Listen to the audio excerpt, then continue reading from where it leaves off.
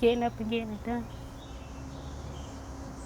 I wanted a change of pace. I wanted to find something different. Wanted to, just do something different than what I was previously doing.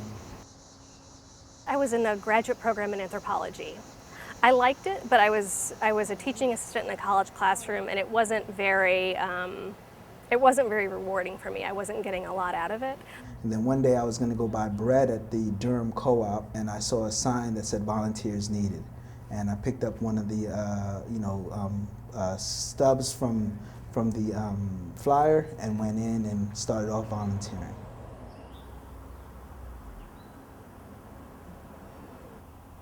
Mom was the role model, and Dad gave me kind of the curiosity to figure out, well, what do you do to teach someone to read if they've never been taught? This is the tricky one. Formaldehyde. Yes. Excellent. Good job. It's the light bulb moments that, they happen sometimes in a college classroom, but not as often. Whereas here, almost every day you see someone who gets something that they've never gotten before. I just never had the willpower to pick up the book and be like, I know it, like I got it.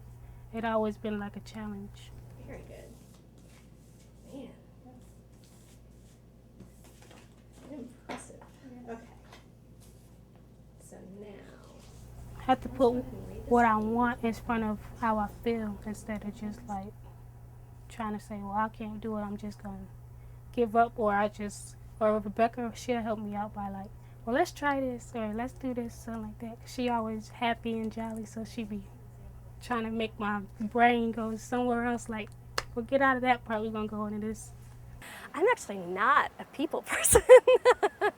I'm very much an introverted person. So it's actually something that this field gives to me. If a student says to us that they were able to advocate for their kids at school, or they were able to get a promotion at their job, those are things that we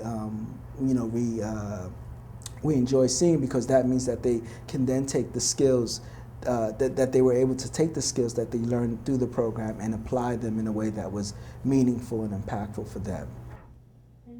Getting up and getting it done, putting my mind to it and getting it done.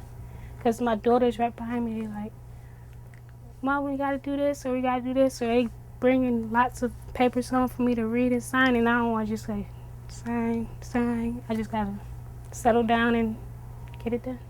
The world's greatest lie. What's the world's greatest lie? The boy asks, completely surprised.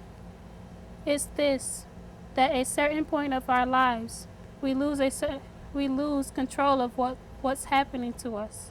Our lives become controlled by fate. That's the world's greatest lie. There's a part in The Alchemist where the young kid who's a shepherd actually becomes an alchemist himself. It's just an amazing kind of story of that kind of empowering feeling that someone can get through literacy, where you feel like, oh man, I have all these talents and this skill that I can then use, and it opens up so many doors and options for me. I think that's what I think related best with the student that I work with. He just enjoyed that piece of it, where it's like, oh man, he feels like he was becoming an alchemist himself. It sounds trite, but I really do believe that reading is power. I think that people can learn a lot outside of traditional ways of learning through reading. Stay out of other people's business, because I do not know what. And so I feel like it's providing access to people to ideas and thoughts that they might not otherwise ever get. First, my oldest daughter, she was like, she didn't want to read. She'd throw the book down and all. But right now, she loves reading. She loves learning, period. So that's like a big thing, big goal for me. Like, yes, my baby won't go through the things I went through, so.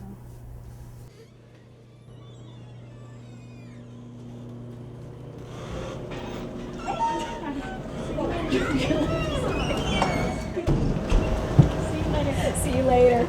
See you tomorrow. Yep, tomorrow.